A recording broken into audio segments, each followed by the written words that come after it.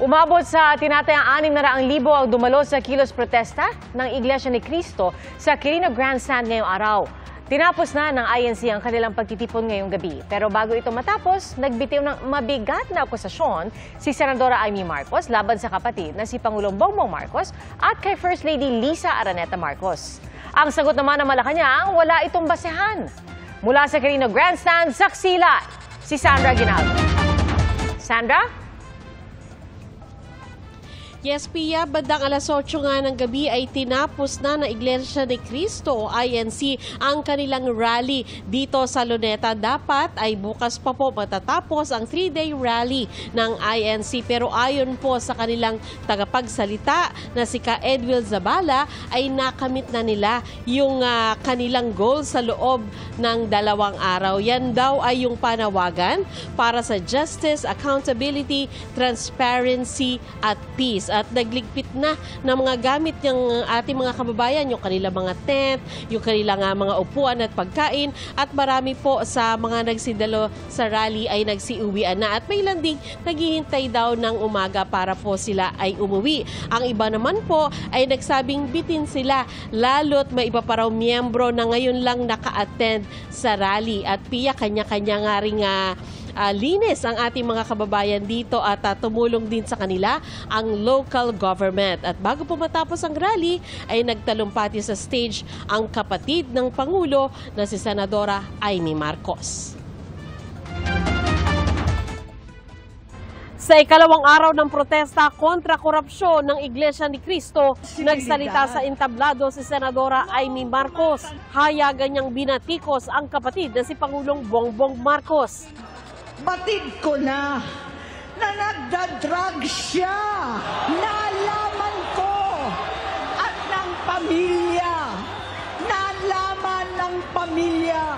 Seryoso ito. Minsan, kami ng Presidential Guard at Metro Gompa ang naglilinis tuwing nagpa-party po sila.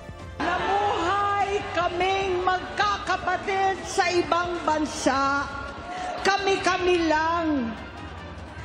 Kinumbinsi ko pa si Bongbong. Pakasalan mo na si Liza.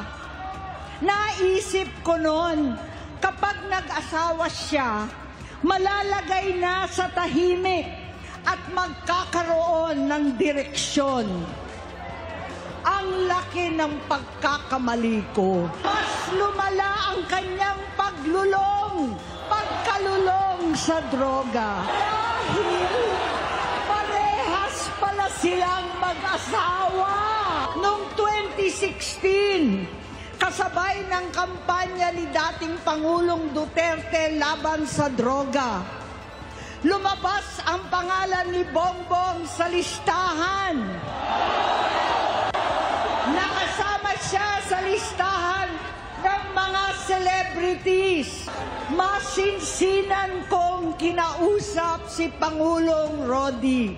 Halos manikluhod ako.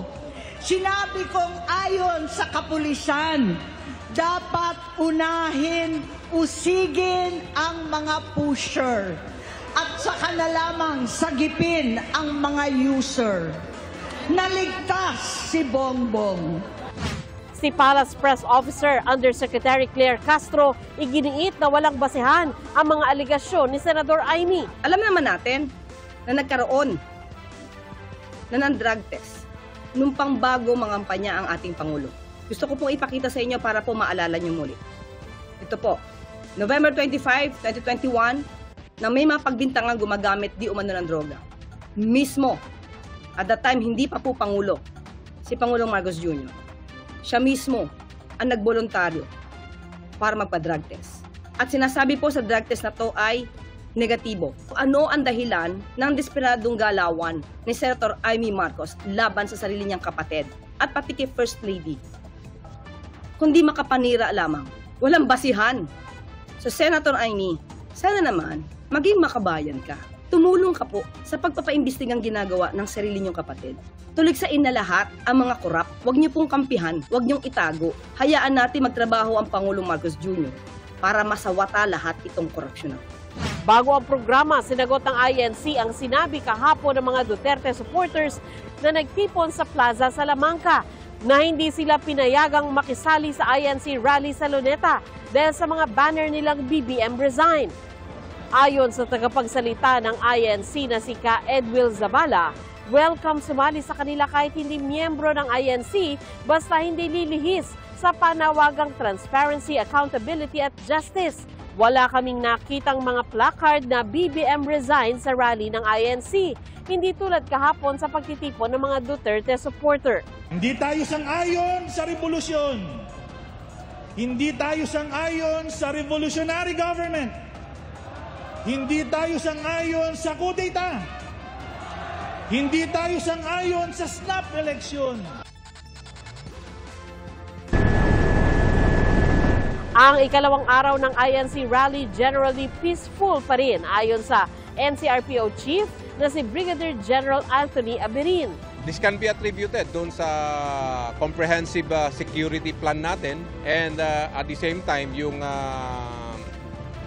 real-time coordination po natin doon sa mga organizers po. Mainit sa maghapon kaya nagkaalta presyon ang ilang nakatatanda.